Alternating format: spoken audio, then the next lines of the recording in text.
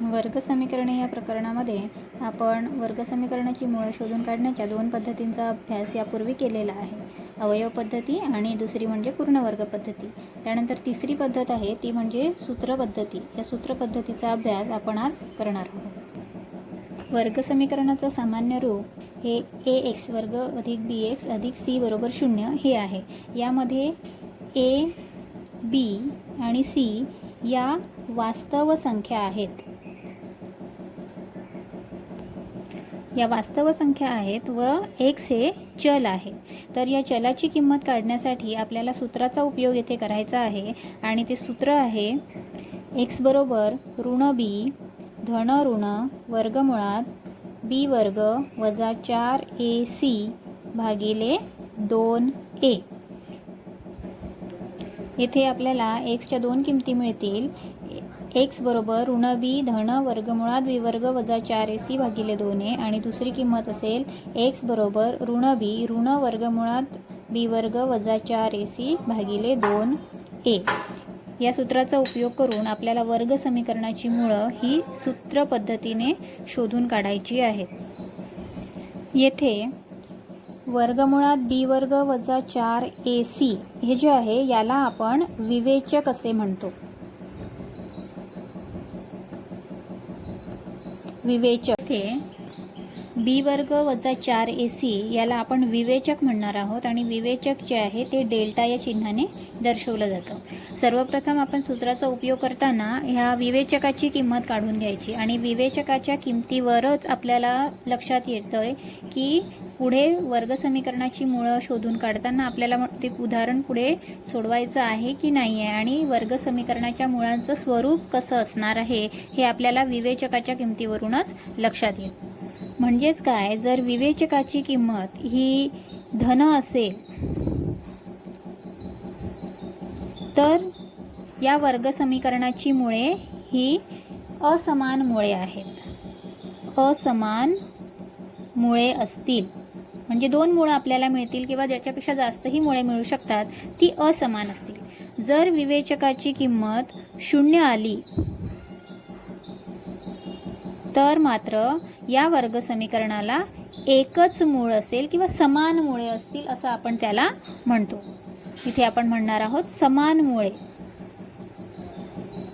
आणि जर विवेचकाची किंमत ही ऋण आली तर वर्गसमीकरणाची मुळं ही अवास्तव असतात. अवास्तव म्हणजे काय, जी संख्या अस्तित्वात नाही. म्हणजेच अवास्तव संख्या म्हणजे अस्तित्वात नसलेली संख्या आल्यामुळे, ऋण संख्या आल्यामुळे आपल्याला ते वर्गसमीकरण पुढे सोडवण्याची गरज नसते. आपल्याला ते गणित तिथेच थांबवायचं आहे. तर अशा पद्धतीने आपण आता या सूत्राचा उपयोग करून एक वर्गसमीकरण सोडवून बघूया. तर पहिल्यांदा दिलेला समीकरण आहे 3m वर्ग अधिक 2m वजा 7 बरोबर 0. तर सर्वप्रथम या समीकरणाची वर्गसमीकरणाच्या सामान्य रूपाबरोबर म्हणजेच ax वर्ग अधिक bx अधिक c बरोबर 0 याच्याशी तुलना करा आणि तुलना करून a ची किंमत किती आहे 3, b ची किंमत किती आहे 2 व c ची किंमत किती आहे ऋण 7. या किमती लिहिल्यानंतर आपल्याला आता सूत्र लिहायचं आहे. सूत्र काय आहे बरं? सूत्र आहे x बरोबर ऋण b धन ऋण वर्गमुळात b वर्ग वजा 4ac भागिले 2a. पण या सूत्र लिहिल्यानंतर सूत्र आपल्याला पाठ करायचं आहे, सूत्राचा उपयोग करायचा आहे. तर तुम्हाला मी सांगितलं की पहिल्यांदा काय करायचं, आपल्याला विवेचकाची किंमत शोधून काढायची. विवेचकाची किंमत म्हणजेच b वर्ग वजा 4ac ह्याची किंमत आपल्याला आधी शोधून काढायची आहे. तर आपण आधी ती किंमत शोधून काढू. विवेचकाचं सूत्र काय आहे, डेल्टा बरोबर b वर्ग वजा 4ac. तर आता आपण ह्याच्या किमती टाकूया. इथे b ची किंमत किती आहे 2, 2चा वर्ग वजा 4 गुणिले a ची किंमत किती आहे 3 गुणिले c ची किंमत किती आहे ऋण 7. 2चा वर्ग किती झाला 4 वजा 4 त्रिक 12 आणि 12 सता 84 आणि हे 7 कसे आहेत ऋण, त्याच्या बाहेरीत काय होणार 4, हे ऋण ऋण ऋण गुणिले ऋण काय होतात धन, म्हणजे इथे किती आले धन 84. म्हणजेच आता पुढे किती झाले 4 अधिक 84 म्हणजेच 88. तर विवेचकाची किंमत तुम्हाला किती मिळाली, डेल्टा बरोबर धन 88. म्हणजेच आता मला इथे सांगा तुम्ही की विवेचकाची किंमत ही वरच्या 3 पैकी कोणत्या स्वरूपातील आहे, धन आहे, ऋण आहे की शून्य आहे. तर इथे आपल्याला विवेचकाची किंमत कशी दिसते आहे, धन आहे. म्हणजेच या वर्ग समीकरणाची मुळे कशी असतील, असमान मुळे आहेत. म्हणजेच असमान मुळे आहेत, ती आपल्याला मुळे कोणती आहेत ती आता पुढे शोधून काढायची आहेत. तर आता परत आपण एकदा सूत्र लिहूया आणि सूत्रामध्ये किमती टाकूया. x बरोबर ऋण बी धन ऋण वर्गमुळात बी वर्ग वजा 4ac भागिले 2a. किंमत टाका. ऋण चिन्ह हे सूत्रातलं आहे आणि बीची किंमत किती आहे 2.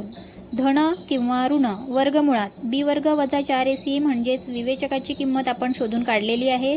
ती किंमत डायरेक्ट आपण इथे ठेवूया 88 भागिले 2 गुणिले एची किंमत किती आहे 3. तर आता पुढे आपल्याला सोडवायचं आहे. ऋण 2 धन किंवा ऋण वर्गमुळात 88. इथे मी पहिल्यांदा 88 जसेच्या तसेच लिहिले. खाली आपण गुणाकार करून घेऊया. किती होतो गुणाकार 6. ऋण 2 धन ऋण वर्गमुळात ह्या 88चे आपल्याला अवयव पाडायचे आहेत. अवयव पाडताना असं लक्षात ठेवायचं की एक संख्या जी वर्गसंख्या घ्यायची, कारण 88 ही पूर्ण वर्गसंख्या नाही, त्याच्यामुळे त्याचं वर्गमूळ निघणार नाही. म्हणून आपल्याला या संख्येचे अवयव पाडायचे आहेत. तर आपण ह्याचे अवयव घेऊया. 4 गुणिले 22 22 चोक 88 भागिले किती आहेत 6. आता पुढे काय होणार, ह्या 4चं वर्गमूळ निघतं, ती संख्या वर्गमूळ चिन्हाच्या बाहेर येईल. ऋण 2 धन ऋण वर्गमूळ चिन्हाच्या बाहेर 4 येताना किती झाले 2. वर्गमुळामध्ये 22 आहेत तसेच ठेवणार, कारण 22 ही संख्यासुद्धा वर्गसंख्या नाही आणि छेदामध्ये किती आहेत 6. आता पुढे काय होणार, इथे बघा पहिलं पद 2 आहे आणि दुसऱ्या पदामध्ये सुद्धा 2 आलेले आहेत. तर इथले 2 आपण सामायिक घेऊया. कंसाच्या आत राहतील ऋण 1 धन ऋण वर्गमुळात 22. 2 बाहेर काढले, त्याच्यामुळे तिथले दुसऱ्या पदातले फक्त 22 कंसाच्या आत राहिले आणि छेदामध्ये आहेत 6. आता काय दिसतंय आपल्याला, या 2चा या 6मध्ये भाग जातो. कितीचा भाग गेला 3चा. म्हणजेच उत्तर काय आलं, ऋण 1 धन ऋण वर्गमुळात 22 छेदात 3. इथे वरती काय दिसतंय आपल्याला अंशामध्ये 1 आणि वर्गमुळात 22 ह्या 2 वेगवेगळ्या संख्या आहेत. म्हणजेच ही परिमेय संख्या आहे तर ही अपरिमेय संख्या आहे. परिमेय आणि अपरिमेय संख्यांची बेरीज होऊ शकत नाही, त्याच्यामुळे अंश जो आहे तो तसाच राहील. तर इथे आपल्याला या वर्ग समीकरणाची 2 मूळं मिळाली. पहिलं मूळ आहे 1 ऋण 1 अधिक वर्गमुळात 22 छेदात 3 आणि दुसरं मूळ आहे x बरोबर ऋण 1 ऋण वर्गमुळात 22 छेदात 3. सूत्र पद्धतीचा उपयोग करून आपल्याला वर्ग समीकरणाची मूळ शोधून काढायची आहेत.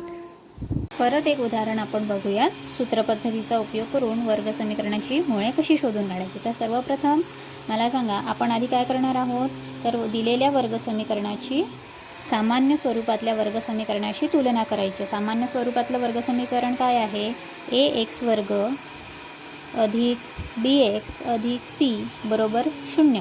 मग येथे तुलना करून a ची किंमत किती आहे 2, b ची किंमत किती आहे ऋण 5 आणि c ची किंमत किती आहे 7. तर पहिल्यांदा आपण काय करतो बरं, सूत्र लिहिण्याच्या आधी आपण काय करूया, इथे आता तुम्हाला माहिती आहे विवेचकाची किंमत काढणे आवश्यक आहे. तर आपण काय करूया, आधी विवेचकाची किंमत काढू. विवेचकाची किंमत काय असते, विवेचक कोणत्या चिन्हाने आपण दर्शवतो, डेल्टा. तर सूत्र काय आहे त्याचं, b वर्ग वजा 4ac. आता किमती सांगा मला. b ची किंमत किती आहे ऋण 5 चा वर्ग वजा 4 गुणिले a ची किंमत 2 गुणिले c ची किंमत 7. 5चा वर्ग किती होतो 25. ऋण 5 जरी असले तरी वर्ग केल्यानंतर येणारी संख्या ही कशी असेल, धनच असणार. वजा 4 दुने 8 आणि 8 7 56. 25 वजा 56 म्हणजेच वजाबाकी करायची. लहान संख्या धन आहे, मोठी संख्या ऋण आहे. वजाबाकी होणार. वजाबाकी किती आली? 25मधून 56 वजा केले, राहिले किती? 31. मोठी संख्या ऋण असल्यामुळे उत्तराला ऋण चिन्ह आलं, म्हणजेच ऋण 31. तर ऋण 31. आता आपण मागे उदाहरणामध्ये सूत्र आपण लिहिलं त्यावेळेस तुम्हाला सांगितलं की आता ही विवेचकाची किंमत जी आहे, विवेचकाची किंमत कशी आली? ऋण आली. मग ऋण जर आली विवेचकाची किंमत, तर येथे वर्ग समीकरणाची मुळं जी आहेत ती कशी असतील? वर्ग समीकरणाची मुळे ही कशी असणार आहेत? अवास्तव आहेत. अवास्तव म्हणजेच काय? या वर्ग समीकरणाला मुळे नाहीत. वर्ग समीकरणाची मुळे अवास्तव आहेत. म्हणजेच इथे आपल्याला पुढे आता उदाहरण सोडवण्याची गरज नाही, कारण आपण म्हटलेलं आहे की वर्ग समीकरणाची मुळं जी आहेत ती कशी आहेत? अवास्तव आहेत, म्हणजे वास्तवात असलेली संख्या नाही. अशा पद्धतीने आपल्याला वर्ग समीकरण सोडवत असताना प्रथम आपण विवेचकाची किंमत काढायची. विवेचकाची किंमत जर 0 असेल तर मुळे कशी असणार? समान. विवेचकाची किंमत धन असेल तर मुळे कशी असणार? असमान. आणि विवेचकाची किंमत जर ऋण असेल तर मुळे कशी असणार? अवास्तव मुळे आपण त्याला म्हणतो. आणि तिथे उदाहरण हे पुढं सोडवण्याची किंवा मुळे शोधून काढण्याची आवश्यकता नसते. अशा पद्धतीने इतरही उदाहरणं तुम्हाला सोडवायची आहेत आणि काही अडचणी आल्यास तुम्ही मला विचारू शकता.